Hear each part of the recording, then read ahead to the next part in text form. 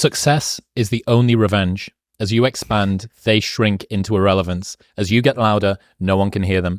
You don't beat them, you cast a shadow so big, no one can see them to begin with. When people copy, they copy the wrong stuff because they don't know why it worked to begin with. And when it breaks, they don't know how to fix it because they didn't build it. So don't sweat it. Copycats will always be behind. Good shit. But success is the only revenge. Yeah. It is such a lovely, there's that, Want me to tell you the story behind it? damn right. Yeah. So I was 15 years old. So this was really early in my life. Still jacked. Still jacked. Always jacked. Perma-jacked. And this is going to sound so lame. So I had this teacher. So I'm freshman in high school. And I might have been 14, whatever the age is. And I'm walking through the hallway, and this teacher is like an admin of some kind, walks out of his office, and he's like, son. And I was like, I'm like, you're just in trouble. What am I going to do? And he's like, you work out? And I was like, no. He's like, why not? I was like, I don't know how. He's like, I'll show you. He's like, you got the genes. And so that teacher, Mr. Gibbons, ended up working out with me every day in high school and showed me how to work out. And he probably saw on some level that I was some angsty teenager that felt angry about whatever.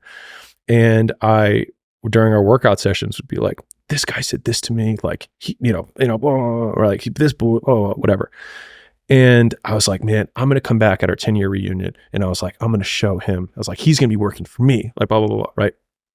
And he's like, no, he's not. And I was like, what do you mean? I was like, let me just have my moment. Right? He's like, no, he's not. He's like, and you're not going to do that. Not if I have anything to say about it when you come back for that 10-year reunion. And I was like, what do you mean? He's like, because if you come back at a 10-year reunion and say, hey, John, like everything I have, look at me now. He's like, the guy's going to laugh and be like, you did all of this to try and prove me wrong? Man, I feel sorry for you. And when he said that, when he actually played out what my like revenge fantasy was in real life, I realized it looked stupid. Petty. Yeah. I looked like the beta in the fucking situation, Yeah. right? Yeah. And so he was like, the only thing that you can do is win so big that all of them constantly compare themselves to you. And then you'll forget they exist. And that's when he said, success is the only revenge. He's like, it's not the best revenge. He's like, it's the only one. There's no other revenge. Because everything else is petty. Everything else does show that you were thinking about these people all day long, which means they win by default. He's like, all you can do is think about your goal and winning.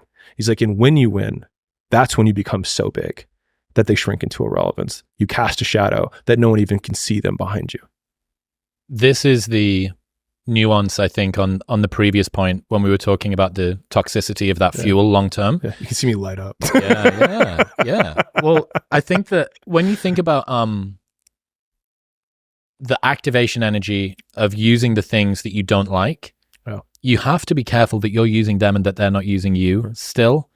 And a lot of the time, I get this, and in my more juvenile moments, I see myself do this, where I'll know that there's a game that somebody else that I don't like cares about. Yeah.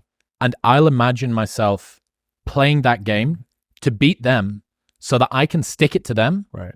Purely for the reason of sticking it to them. Right. Let's say that there's someone that really cares about being in shape, and I'm not in as good shape as I have been in the past. And I know that with muscle memory, if you give me 18 months and a good amount of testosterone, like the thing that they care about, right. I would be able to make them feel really bad about. Right. Okay, so I would hijack my own direction purely to try and prove somebody else wrong in a desperate and somehow believe that that's me taking control of my life. Are you kidding me? I'm allowing them to ventriloquize me through pain that they didn't even mean to give me. Yeah. The woman in the black dress. The black pill equivalent? Right. No, like now it's like not even a distraction from your main goal. It's like, I'm going to make a new goal just to wrong this person and then somehow make up the story that I'm in control of my life when I'm really just acting in complete reaction to this person. And so in so doing, in beating them at their own game, they've already won by default. Yep. Because they got me to change the game I was playing. Right. Forget about who won. It's like, dude, you were over there and now you're over here. I see this with a lot of people. I think that it contributes to a lot more of why and how people adopt societal norms, that the resentment that they have, it's not just other people want this thing, therefore I mimetically want to do this thing too. It's, I know that other people will respect me and that my resentment will feel justified and manifest if I win at it.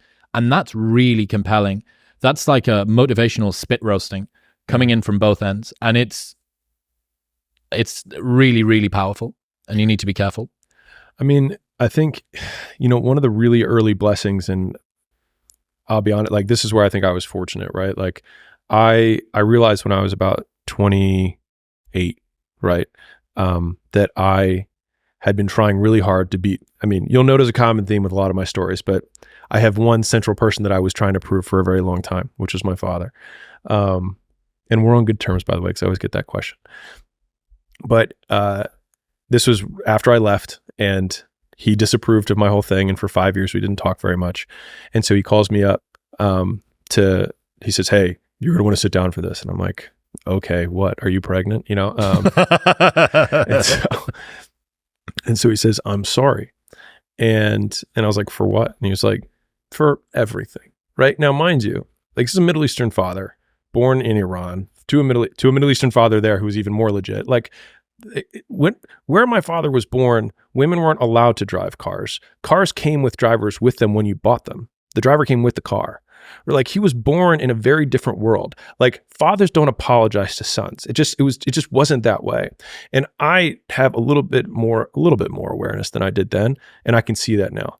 But for me, I was like, now you apologize? You know what I mean? And so rather than take it for the olive branch that it was, I said,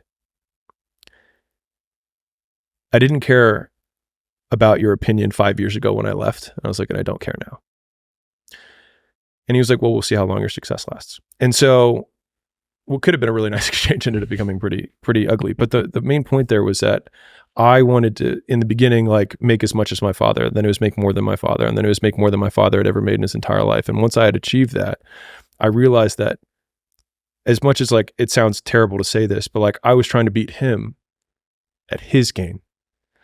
And this is pretty alive in a lot of Asian cultures. Same thing. Making money is a big, like when my dad would introduce somebody, he'd be like, "This is so-and-so. He makes this much a year." Like, so it was just really clear, like this is how much status someone has. And so like, it was really deep for me. But it was only when I realized that I had won at his game that I realized I'd never even asked the question of like, what game am I trying to win? And I don't know how many people are actually trying to win at a game that they didn't even set the rules up for. So many. When they're in it. And that's why I say, like, I think I was fortunate that I hit a really tough goal, because my dad is a successful man, relatively early on. But that exchange, and then and then reflecting back and feeling terrible about myself for like saying what I said. And then I was like, I did everything that I've done to this point to beat my father, the man who actually raised me, who tried to make me the best man I can. And when I really start thinking about it, I'm like, I like who I am. He raised me.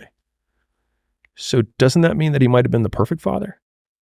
And then that really messes with me. This is a Cybertruck. This is $100,000.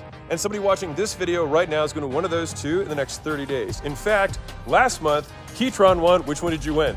Cybertruck. Was it worth it? Yeah, sure.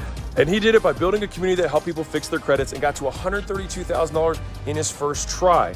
And listen, that was amazing for Keytron, but let me tell you about the other top 10 people that were here with me.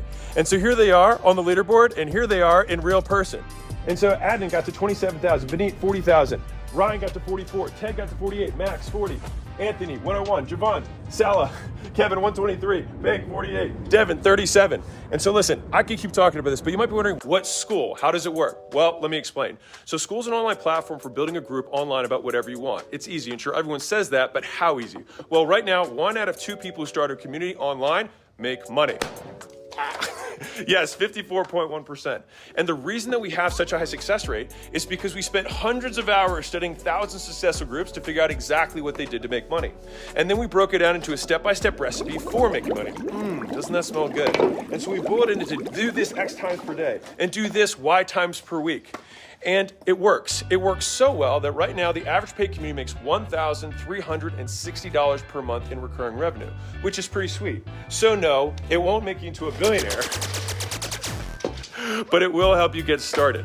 And you can keep scaling all the way up, like the 10 people that I was just showing you earlier. And on top of that, we built everything that you need to run a paid group on Skool already. So no, you won't need to start a Stripe account. No, you won't need to build a website. No, you won't need to have any inventory. And you won't have to hire anyone new. No thanks, guys. We're good. Skool works out of the box. Ta-da! It's that easy. We built it that works the same way as social media, so you don't need to learn anything new. All right, there's not even a single piece of technology that you figure out. You just log in and you can collect money in minutes, literally. And if you're just starting out, here's you. You're literally who we built Skool for. So remember those crazy people that I showed you over there? Say hello. They did this last month, and if they can do it, so can you. This is built for people who are brand new to business or brand new to online business. And if you're wondering, well, do I need to have an audience? No, half of those guys didn't have an organic audience. And these guys are the winners. So no, we'll show you where and how people are getting their first customers absolutely free. Follow me. Listen, if you don't believe me, think about it like this. If we get 1 out of 2 paid communities to make money, most people don't have organic audiences. So we had to figure it out or no one would stay on Skool, but we have. And that's why we have tens of thousands of groups on Skool right now.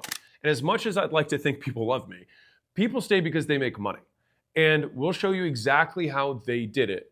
And also, just to make sure you don't get stuck on any step, I answer questions every single week. I hop on calls. And so if you want to hop on there live, we usually have 200 or 300 people who hop on those calls. So it's not huge. And so now's the best time to get started. So if that sounds at all interesting, the best part is you can start a community of your own absolutely free. Just click the yellow button below this video, enter your details to start your absolutely free trial. Worst case, start for free, you decide to quit, and then you can take all the training that other people charge thousands of dollars for with you for free. Again, that's the worst case. Best case, you take a zero risk move and build an online business that could change your life forever. And to be clear, I'm not asking you to decide yes or no today. I'm asking you to make an informed decision. That's it. And the only way you can do that is on the inside, not on the outside. So get inside and see if everything that we say is true and valuable to you. Then if it is, in 2 weeks is when you can actually decide for real. And if you get in and decide it's not for you, no sweat. But you can't truly make an informed decision right now for the same reason you don't buy a house without looking inside of it first, or test drive a car before buying it. So this is a guaranteed risk-free test drive. And listen, whether it's 13 minutes or 13 days from now, if you decide that it's not for you for any reason whatsoever, all you have to do is go to your profile and click cancel. That's it, 1 click. And the only reason you can make an offer that strong is because you're confident that what you have is the real deal. And I'm fairly confident that when you sign up by hitting the button below, you're getting exactly what you need to start your online business. So you might as well give it a shot. The only other guarantee is that if you don't take this shot, you'll stay right where you are right now. But if you take action, you could be the next one coming out to Vegas celebrating how quickly you built an online business with consistent monthly recurring revenue and driving away in a Cybertruck or with 100 grand in cash in your pocket. Pretty neat. So click the button below, join us in the Skool Games. I take calls every Monday, hop on, and be sure to let me know you're new. I'll see you on the other side.